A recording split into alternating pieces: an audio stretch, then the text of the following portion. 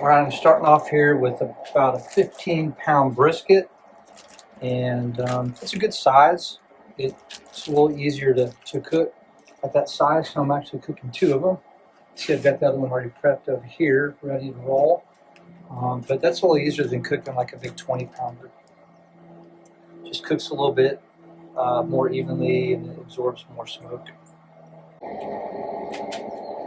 Okay, so I'm going to try to get a little bit of video in here of about how thick we leave this fat cap. I don't know if this is going to come out good, but you see I'm cutting off a good amount of the fat. See, they're leaving, about a quarter to a 16th of an inch or eighth of an inch. And what you want to do is get off enough of that fat that it's not an overly fatty piece, because when we put the pepper and seasonings on it, you want the person to be able to feel good about eating that whole piece with the pepper, with the seasonings on it, and not have to try to trim the fat off. So we want to get enough in there that it will cook into the meat and help it become more flavorful, help it become more tender, moist, but not so much that when it's done cooking, you've got this big piece of fat on it. And so just take some time to trim it down. Again, quarter to an eighth of an inch seems to be about right. That's a little more than some people leave, but I think the fat leaves a lot of good flavor, especially when it renders down. You get that beef tallow, you get that flavor in it. It's just so good. So I'm going to go ahead and finish trimming this side, and then we'll flip it over and trim the other side. All right, now we're going to season it up. I'm going to start with this right here. It's called Holy Cow. It's a barbecue rub by Meat Church, which is Matt Pittman, and really just a good base to start with. I don't put too much of this. I believe Matt puts it as his primary rub, but I like to get it just for some of the flavor. Like he's got some garlic he has in it, but just gives it a little extra something. So first we start with that. Then we go over and we get a little bit of kosher salt, and it is important to have kosher salt. I just put some out in my hand and then sprinkle it on there pretty liberally.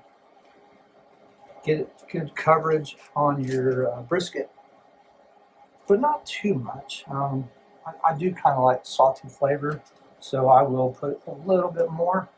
And then the main ingredient here is just some good old black pepper. And I get the coarse grain. And what this does is I put this on very, very liberally. Matter of fact, what you want to do is put it on until you can't even see the meat through the pepper. So you want this pepper to completely cover the meat, make it a nice dark color. And what this will do is it will cook into the meat, into the fat, and it will also render as part of the bark on the brisket and give it just a real nice peppery flavor. So again, be real liberal on this.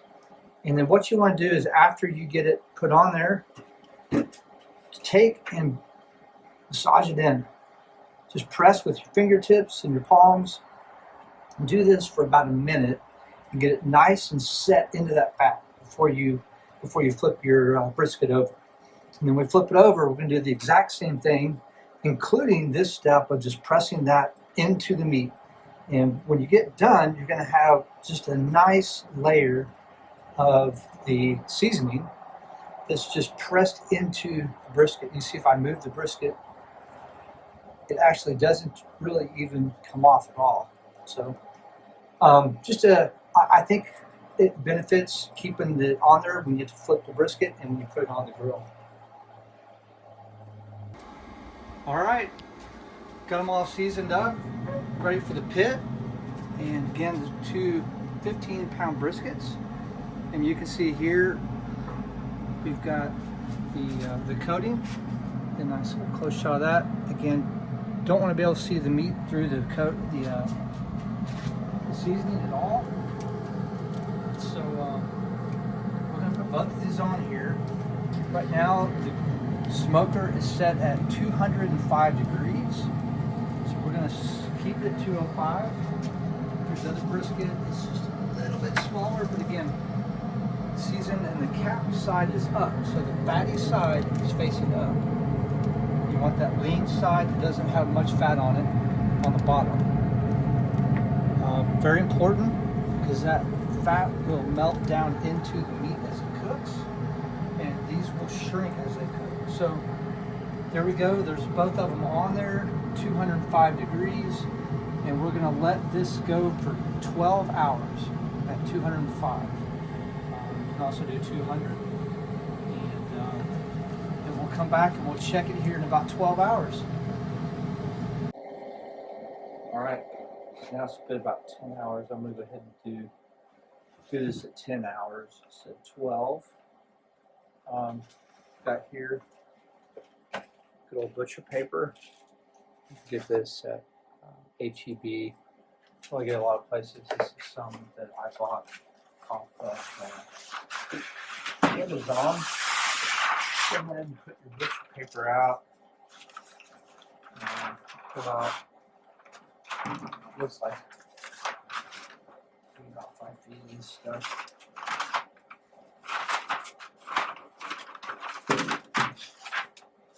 And I'm going to go ahead and do 2 sheets wide, just 18 inches wide out of the box.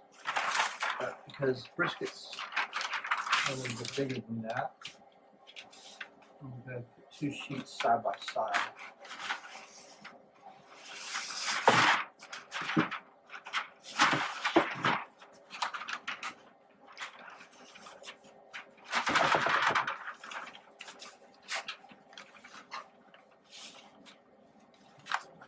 Same length there.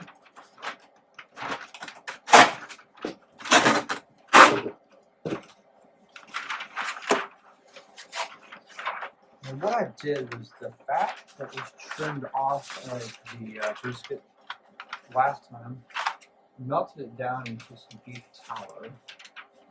And so what we're going to do is we're going to put some of that tallow on the paper, get it nice and ready for the brisket.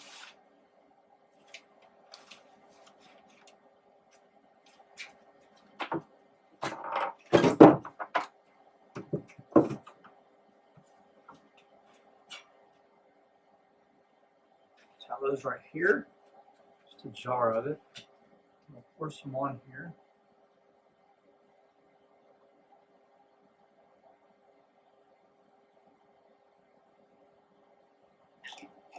And I'm going to smooth it around with my gloves. And the goal here is just get it kind of smoothed out to where it's going to touch every part of that brisket. What this does is this helps as it finishes to cook. It'll have a little more moisture, a little more flavor, and beef tallow continues to cook into it.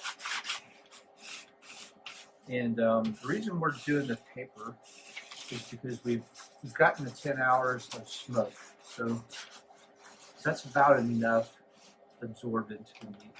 And from here, we want to continue to cook the meat, because what it's done is it's hit what's called the stall. So the meat's sitting at about 175 degrees, and it really won't keep heating because it's evaporating at the same rate, so it's just kind of stuck. It's called the stall. By wrapping this paper around it, you lock in some of the heat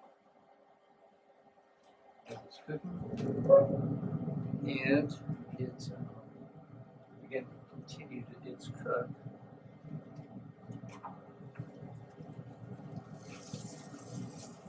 Pull that beautiful piece of meat off.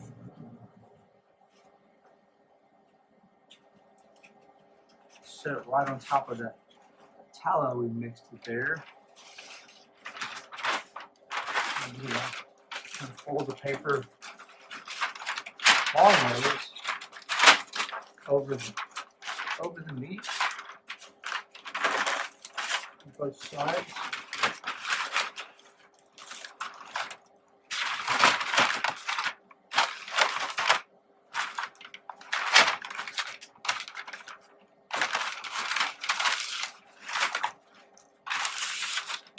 Fold it.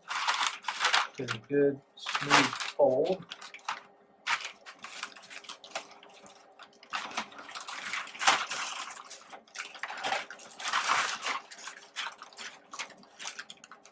Wrap this butcher paper right around it, like this. And remember which side is the top as you go. You want to put it back in with that cap up. Now it's upside down.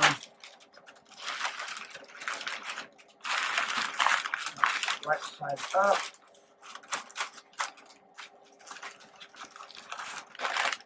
It's upside down, so you kind of want to get it here. And pop that paper over. And you just tuck it in to one of those gaps where the two pieces of paper come together. So you can fold a little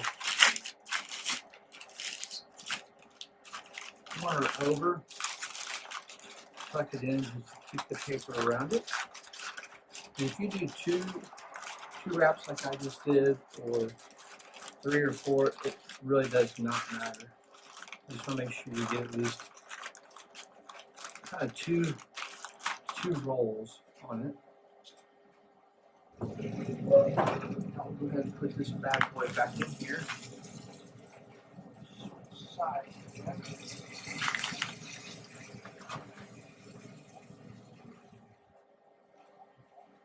Now we'll do the same with the other one. Alright, so we've got the meat now wrapped in the butcher paper. See, it's on here. We're going to turn the temperature up to about 250 degrees, 250 to 260. What we want to do here is now begin to rapidly increase the temperature. Not rapidly, but begin to increase the temperature of the meat up towards that 203 to 205 degrees. And so you want to be sure and raise it.